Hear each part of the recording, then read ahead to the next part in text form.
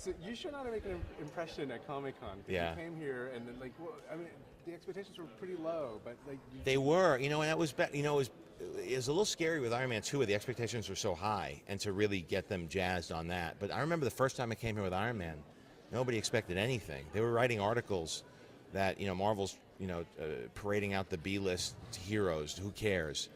And then when we showed footage, this crowd, those 5,000, 6,000 people in Hall H, became believers, and they, that was even before Twitter and before like Facebook was popular. They were blogging, they were putting on websites, and the word got out.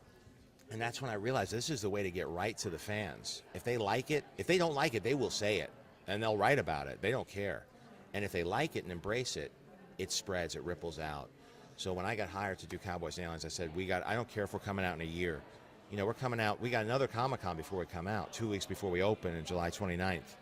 I said, this year we got to bring more than they expect. The trick with Comic-Con, I think, is always over-deliver.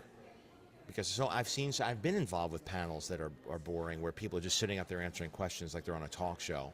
You got 6,000 people, you got to put on a show, and you got to show them, you got to bring something big, because this place could make or break a movie. And how did you manage to keep the secret of Harrison Ford showing up? Because that's a really good one. Well, the big secret with Harrison Ford was kept because we didn't know if we'd have him, because he'd never been here before, and he would always joke, if I would say, you got to come to Comic-Con. He says, the only way is if you got to bring me in handcuffs. And I literally got handcuffs from the prop man last night, and he came and showed up, and we did. That's why we did the bit on the stage where I forced him and bound him and made him come and sit down.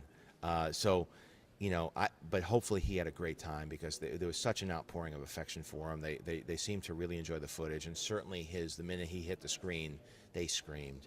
And it's nice for film actors to see that. They don't get that. They're on the set. It's quiet. We're surrounded by the crew. We're there at 6 in the morning. We yell, cut, check the gate, and everybody goes home. But here he got to see what the fans think of him and the people who grew up with him. So it was wonderful. When you hear a film called Cowboys and Aliens is coming out, you're not quite sure what kind of movie, but this is a straight-on, like, Western, and with elements, it just so happens to have some like science fiction. Yeah, we really wanted to play the Western genre right down the middle. We were influenced a lot by John Ford, by Sergio Leone.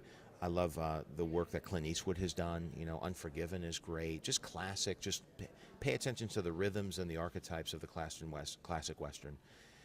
Typically, if you did that, you wouldn't, a lot of those films haven't been commercially successful, but, even great movies, it doesn't seem to have that kind of audience. But when you introduce the whole alien element, and if you play that down the middle and mix those two together, now you got something that you could open up in the summer. And especially with the cast that we have, it really becomes something interesting and different in a genre that you don't get to play in on a movie of this size usually. I look forward to seeing the rest Great. of it. Thank you very much. Cheers. Thanks.